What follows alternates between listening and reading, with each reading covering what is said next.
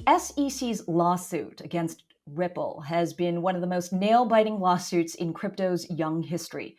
Now, XRP holders get closer to the fight. Welcome to Word on the Block, the series that takes a deeper dive into blockchain and the emerging technologies that shape our world at the intersection of business, politics, and economy. It's what we cover right here on Forkast.News. I'm Forkast Editor-in-Chief Angie Lau. Well, it's been over 3 months since the United States Securities and Exchange Commission's lawsuit against Ripple shook the crypto world. The two sides now battle over what evidence is to be shared in the case's discovery phase. Meanwhile, lawyer John Deaton has been working with XRP investors to intervene as a third party. After a few speed bumps, they now have until April 19th to file their formal request to take part. And today, John's taking a little break from court filings to drop by Forkast.News. He is the managing partner of Deaton Law Firm and the representative of more than 10,000 XRP investors. John Deaton, welcome to the show. Thank you. Thank you for having me. I really appreciate it. Absolutely. Why did you take this case? Well, on Christmas Eve, I took the case after I'd heard about it. I decided to pull the complaint and read it. And I got to the very first paragraph. And when I read that the SEC was charging that Ripple was engaging in selling an unregistered security from 2013 to present day, I knew what was coming. I knew that the exchanges would delist. I knew that there would be halting and suspension of trading. And I was taken back by it because it was a departure from previous litigation. Normally, they'll limit it to certain specific dates and specific transactions. But the way the complaint is written and alleged, it's alleging that the token itself, XRP, is inherently a security. And so after that, I just decided that we had to fight back because I did not believe the Securities and Exchange Commission was actually looking out for investors. And therein lies really the crux of the matter. Is XRP a security or is it a currency?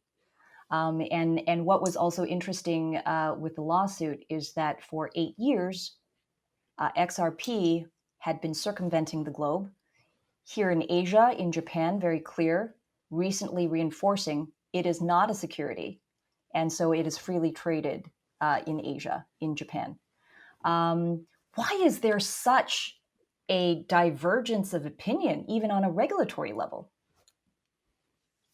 Well, personally, I think that what's happening is you're having this new asset class that is, that has went from a 200 billion collective asset class to nearly a 2 trillion. And obviously the trend is upward. And so I believe you have regulatory agencies doing what we call the jurisdictional grab, right? That they want to be a part of it. They want to extend their reach to this asset class. And even today, you have the Commodities Future Trade Commission going after individuals using Dogecoin and other cryptocurrencies, yet you also have them saying that Ether and Bitcoin are commodities. And then you have the Securities Exchange Commission claiming that XRP is a security. And so that kind of regulatory confusion or schizophrenia, if you will, is where we're at today. And unfortunately, the United States is falling way behind other parts of the world. But one thing is clear, right? The SEC is there to look out for the interests of investors, the interests of individuals. The rules are in place to reflect, you can't just go out and, say something and not reveal a whole host of information to prospective investors, take their money and then, not have that fiduciary responsibility. The SEC and the law demands that you bear fiduciary responsibility. In this way, they have seen that XRP may or may not have done that, right? They allege that XRP behaves very differently than even Ethereum or Bitcoin, because while on one hand, Ethereum and Bitcoin, there are mining aspects that continue that there is a decentralized army of nodes and miners that mine, do the computational work to unleash, uh, what that cryptocurrency is. XRP simply had a preset amount. There's no mining, and there are a handful of people at the very top who hold the majority of it, and the rest go out to market. So that distinction has been reflected by the SEC. Can you help explain for people to understand why it behaves differently? And does the SEC have a point? Well, I don't really think that the SEC has clearly distinguished between Ethereum, for example, and XRP. Now, what you've made a great point, which is the distinction that they've made is not in the operation of the token or the distributed ledger or the underlying technology. The distinction is that Ripple, the company, owns 45% of the outstanding circulating supply. And that is a unique difference than maybe Bitcoin or Ethereum. But operationally, they have not made a distinction. And I would say that there's an argument, and I'm not here to defend Ripple. I'm here as XRP investors, and I'd also want to also add that it's not just investors that I represent. I represent businesses who utilize the token itself in the operation of their business. They're not holding XRP so that it appreciates in price and that they sell it. They're using it operationally themselves. And so that is a class of individuals that the SEC has no duty to. And so I just want to make that distinction. But if you go back to the origination that Vitalik Buterin made of Ethereum, it was a security in the beginning. And I've made the point that a lot of these cryptocurrencies in the originalization of the token, because it's more centralized, you only have a few people that are what we call sponsors, that it starts off as a security, and then it becomes sufficiently decentralized as time goes by. Here, I know Brad Garlinghouse makes the distinction or the analogy that XRP is akin to a commodity such as oil, and that ExxonMobil can own as many barrels of oil that it wants. It doesn't change it into a security. And that Ripple, just because they own the 50% of the supply, say that doesn't make it a security. And that's for the government and Ripple to fight it out. But what I can tell you is that the XRP sitting in my account on Coinbase or Uphold or any other exchange, and the XRP that is held in literally hundreds of thousands of accounts of your viewers, for example, there's no way the SEC can claim in good faith that those are unregistered securities. You're a holder of the XRP. I own XRP, I own Bitcoin, I own Ethereum, and a few other cryptocurrencies. As a lawyer, were you aware that potentially these regulatory, handcuffs might come down one day? No, I was shocked that I'm not shocked that the government now, as an asset class, becomes bigger and bigger and bigger, that they want to be involved and that they're going to, seek jurisdiction, if you will, on the asset class. That doesn't surprise me. But what surprised me is that a token that has been publicly traded for 7.5 years, that its price is correlated 100% to not what Ripple does, but to what Bitcoin does. So let's face it, Bitcoin drives the market. And where Bitcoin goes, all other altcoins go. And so I was shocked that the SEC would claim that today's XRP, the one held in all of our accounts, that people have never heard of Ripple, and there are people that simply saw a new asset class developing, and they decided to diversify. in that asset class and said, you know what I'm going to do? I'm going to take a certain amount of money and I'm going to buy the top 3 or the top 5 market cap cryptocurrencies. And they've never heard of Ripple. They've never heard of the CEO or the chairman. And that's all they did. And so I'm shocked that the government has not come out and said and say and declare affirmatively, no, we're not claiming that XRP is an unregistered security. We're only claiming the way that Ripple sells it, markets it, is a security. And if they would come out and classify that and make that distinction, me and my 11,000 people that I know I represent and I'm speaking for would go about our business and not try to be involved in this suit. But until the SEC makes that distinction, we're going to fight. How important did you feel that you needed to have a seat at the table on this lawsuit? What has been the reality for XRP holders? As you've said, as we've seen, the moment that filing came down within weeks, and even earlier than that, most exchanges banned XRP from the market. And so simply sucking the oxygen out for XRP holders to even have a liquidity and to have a market.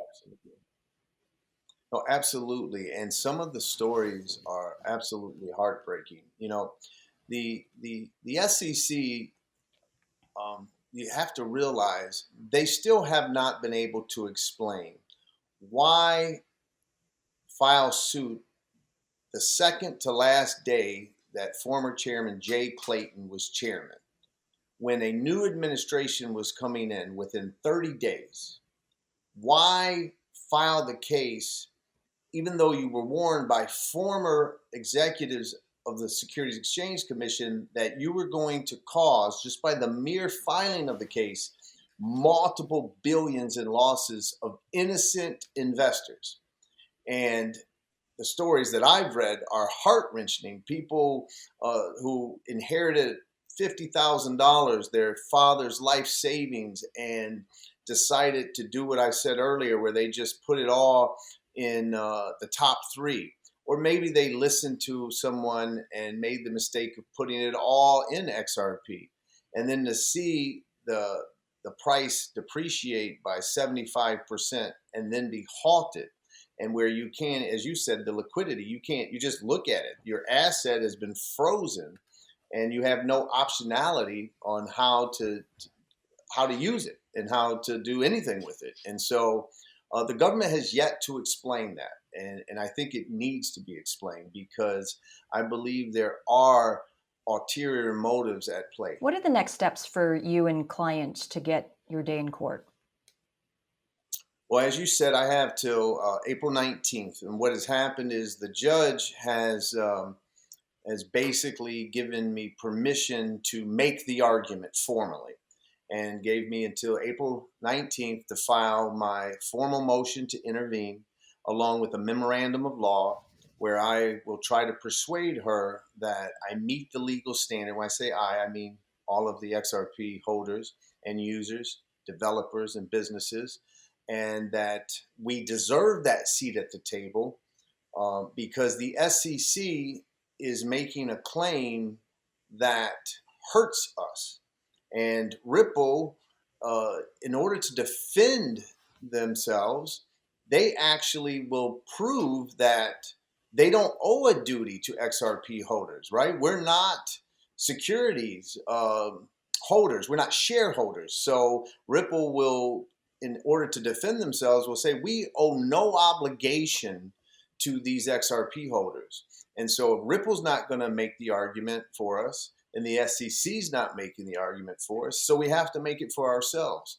And I'm confident that I can make the argument, but you never know what a judge is going to do. All we can do is put our best foot. Well, you got a chance. SEC had written a letter to U.S. District Judge Annalisa Torres arguing that XRP holders should not be permitted to intervene in the lawsuit.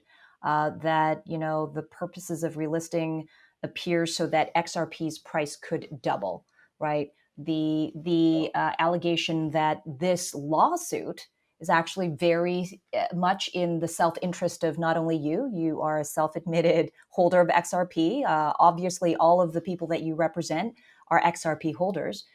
Could this legal move be simply a way to bump up the price? Well, let me address that. I really appreciate that you brought it up, because I will tell you, and I mean this not in a hyperbolic way, but that letter by the Securities Exchange Commission, quite possibly the most misleading letter that I've ever seen submitted to a judge. For example, the comment that you stated. When I read that, where they actually name me and say Movement Deaton, so motivation of is to get the XRP unsuspended or relisted. So, and he said, so the price can double. And I remember saying to myself, I've never talked about the price of XRP. I can disclose to you, I've never lost money on XRP. Okay, this isn't about XRP that I own and the price appreciation. What I actually said, that they intentionally misled the judge, what I said was that, as you may know, there was a movement in social media called Relist XRP. It was trending on Twitter. Thousands of people were tagging the exchanges saying relist XRP. And I made a comment where I said, are you really confident that the Securities Exchange Commission is going to advise the exchanges that you can relist XRP? Because if they do, who knows? The price might double, and then Ripple would have twice the amount of resources to fight the SEC. That's the direct quote. And yet the SEC absolutely intentionally, in my opinion, misled the court, because they want to, I guess, take shots at me and try to come up with some ulterior motive. But the other things that they misled the court by saying that there would be an avalanche potentially of XRP holders. There were 5 other plaintiffs, and that's it. 5, not an avalanche, 5. And those individuals simply, they claim what the SEC is claiming. They sued Ripple, claiming that Ripple sold an unregistered security. Well, that's what the SEC is claiming. So they could never be successful in intervention, because the SEC is making the same exact claim. I'm trying to seek intervention because the SEC is claiming, for example, on the record, they told the judge that they dispute whether XRP, the token itself, has any utility today. Well, that is absolutely factually not true, but it is in the opposite interest of XRP holders and XRP users and businesses that utilize the XRP technology. Whether you think so or not, I actually think that this moment is really good for the industry. It reflects, obviously, the lawsuit is quite painful for a lot of people, but it also reflects an evolution of the conversation where more people are starting to understand value. And even from a regulatory point of view at the SEC, there is also a recognition, even with the change of administration, the change of, the chairman at SEC, and there is going to be a continued evolution. And while this is painful, this moment, just like the Howey test in 1949, could be that defining moment for crypto. In your view, how significant do you think this could be for the future of all cryptocurrencies and potentially I think innovation, not only from the United States, but around the world? Well, I think that that's a very astute analysis. I guess what you just described is that we're experiencing growing pains, right? Growing pains of a new asset class needing regulatory clarity, being adopted, that seeks to upend maybe legacy institutions and players. And so I understand what you're saying, and I think that history will probably prove you correct. I believe it is a critical moment because the SEC is not going to provide guidance. They're using this case as a way to test their theory. Since this case was filed, another case was filed by the SEC against it's called Library, just I think in the last few days, where they're alleging that that cryptocurrency is also a security. And so um, this case is going to provide clarity, because I will tell you this, that if the SEC is successful in declaring and getting XRP deemed a security, then get in line, whether it's XLM or Cardano or Algo, or I don't mean to discriminate, any other cryptocurrency, including possibly Ether. Get in line, because the government's going to come knocking on your door. And that's the concern even moving forward.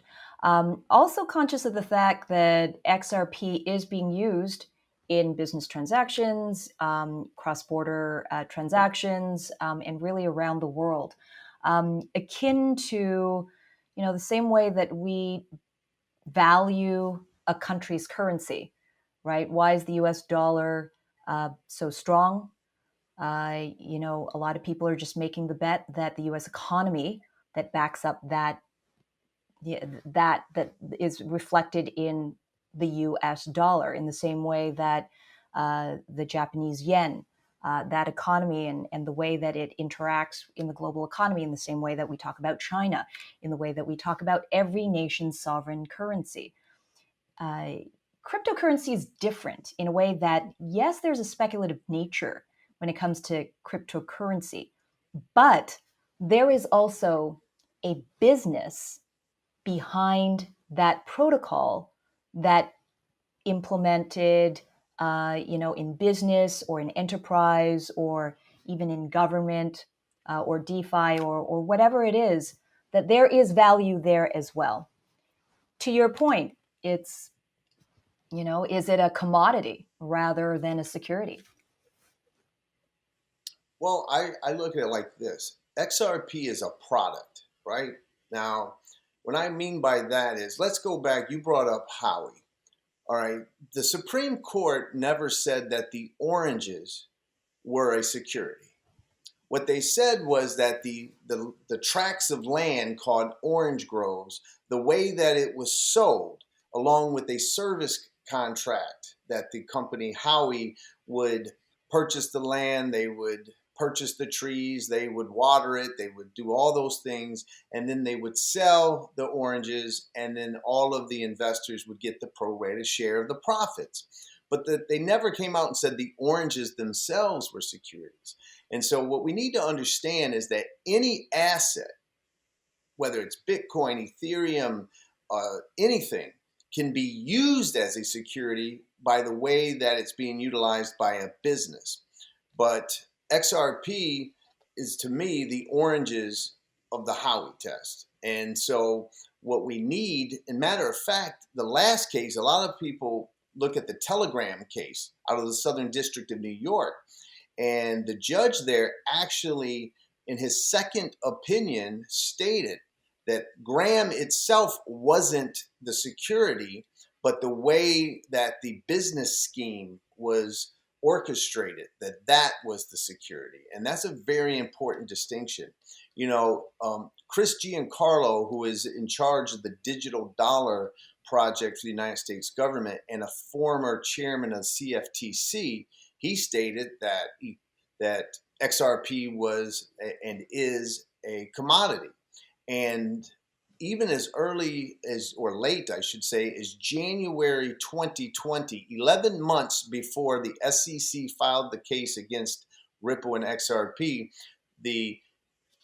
another CFTC chairman came out and said, well, we don't know if XRP is a commodity or a security. We're working with the Securities Exchange Commission to determine.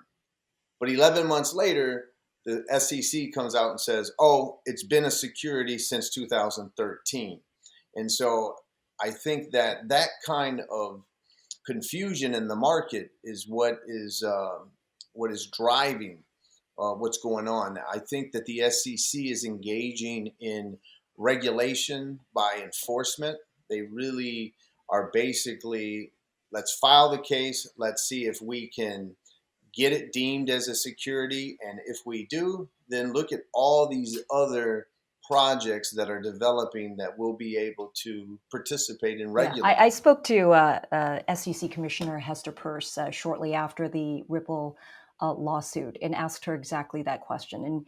And I think one of the most notable things that she said was, and this is somebody who's been given the loving moniker by the industry as Crypto Mom, because she seems to be realizing that their innovation also needs to be supported by regulatory support. And what she said was, in her view, and of course it was a personal view, but generally speaking, she did not believe that regulatory clarity should be coming from enforcement. That there are other avenues for clarity. But at the end of the day, what better to yell out and make a clear message by holding one example case to hold towards everybody else who might even be thinking about violating Bank Secrecy Act, by violating, KYC, AML, that, the government is going to come down hard. Do you think that will also dictate and perhaps influence what we're going to see from an agency level in the United States? Absolutely. I think that, but I have to say that I think regulation by enforcement, I understand the concept of, okay, we're going to send a message that you need to comply with the laws. You need to know your customers. You need to make sure you're making the appropriate disclosures. That's great. But um, why not bring the case when you brought the 2017 ICO cases? There were several of them. Why not then? Why wait until 7.5 years later when your own former CFTC chairmen are declaring that there's no distinction today between Ethereum and XRP? And so there's no doubt that the rest of the industry is watching. I'm actually disappointed in the industry because there's too much tribalism. This case, you are 100% correct. This case is going to dictate the policy going forward with cryptocurrencies in the United States. And the other projects are sitting back and waiting with bated breath on the outcome, but there's no unity amongst the projects, right? It's the Bitcoin maximalists believe Bitcoin is the chosen one, and that anything else is just not a good token and a waste of time, or they even call it scams and things of that nature. But I think that if we don't have guidance and we're not going to get it, then we're going to get it from this case. Do you think there will be a moment where, or have we already reached this, that the concept of too big to fail is become too big to shut down? That the the horse is out of the barn, and for regulators, increasingly, what is the challenge here to affect change and to create clear legal rails, um, without having detrimental financial impact on millions of people, because this actually affects real lives and real businesses, as you've said. Well, you brought up Hester Peirce and Crypto Mom, and she had a great idea, and that was the safe harbor idea, where she basically said that we're going to give guidance. The SEC should give guidance, and you have 3 to 5 years. And if your token or digital asset is not sufficiently decentralized within that 3 to 5 year period, then the SEC will come knocking. And if it is, then you were given that sort of safe harbor period of time where you're not worried about violating regulations or having to spend millions of dollars in legal fees to fight it out in court, and you can actually focus on innovation. I think that's an amazing idea. Unfortunately, she hasn't been able to convince her fellow commissioners or the previous chairman to come out and do that. And so until we have that, our only hope in the United States, and it's sad to me to say that, is the Congress. We need the United States Congress to come out and dictate which government agency is going to be in charge of regulating this developing asset class. Because I agree with you that the genie's out of the bottle, and that, if you were going to suppress this asset class, it was when it's at 60 billion, 100 billion, 200 billion. It hits 2 trillion any day Yeah. now. And you have now some of the most legendary investors coming out and putting millions and millions of dollars and some billions into Bitcoin Yep. or other cryptocurrencies.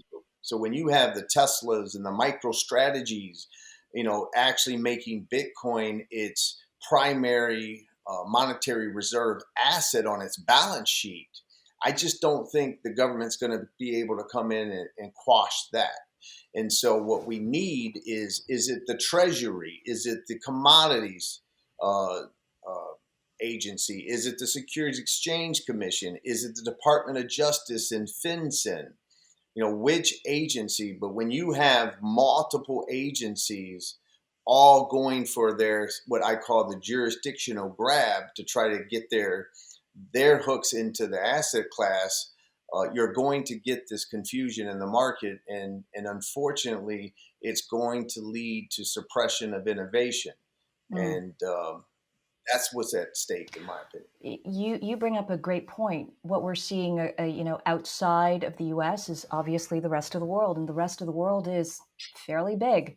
And there is an arbitrage moment where, in the early days, I think in the first inning, of crypto, we saw regulatory arbitrage where people went to either Seychelles or Gibraltar or Malta for that, to root into some sort of regulatory environment.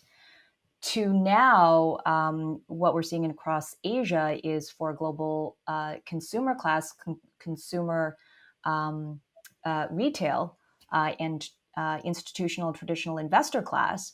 You're seeing cryptocurrency and this market being supported by some regulatory guidance. And what we're seeing is that arbitrage moment where, is there a danger where the United States, by restricting the ability of its own citizens to either engage for varying reasons, that it becomes increasingly disconnected from the moves and the innovations of cryptocurrency, in the rest of the world? Is there a bifurcation coming? Well, I think we're very close to it, and I'll tell you, right now, a lot of people believe that, for example, China wants to get the US dollar off of being the world's reserve currency.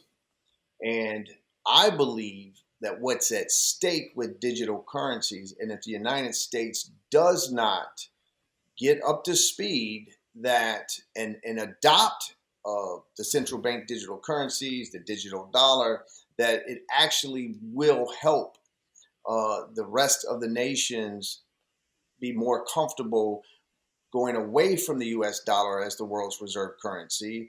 Maybe we go to a basket of currencies, of digital currencies. And so I believe that the US government is at a very critical moment. I hope that Gary Gensler realizes the moment when he comes in and gets confirmed as the new chairman of the Securities Exchange Commission. But unfortunately, uh, you know, we're so I was mentioning tribalism in the cryptocurrency world, but tribalism seems to be everywhere, right? And depending on who you voted for, president, you don't speak to them anymore because they voted for one over the other, and it's a very dangerous time. We are in a very, very critical moment. This asset class, some it has described it as the fourth industrial revolution, and the United States, which has led every revolution, doesn't seem to be taking the lead. You know. Well, you're certainly taking the lead, representing more than 10,000, 11,000, as you said, and representing some real people and some real businesses and giving them a voice at the table in this lawsuit. We continue to watch what you're doing. We thank you so much, John, for taking time out of a very busy season for you, especially with this suit.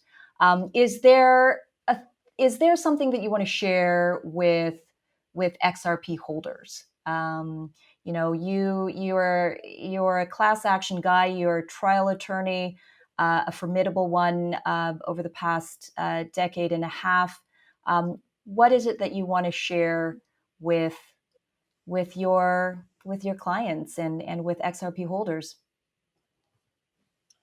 Well, I want to first thank them because I believe that what you put in sometimes in life, it works out and you get out. A lot of people are shocked that I would spend this much time giving up my time to fight this cause. But when you get the kind of reception that I've gotten, when you see these stories and you hear these people, and it just motivates you more. The way when I was prepared for a lot of criticism, to be honest with you, because no good deed usually goes unpunished sometimes, and the opposite has happened.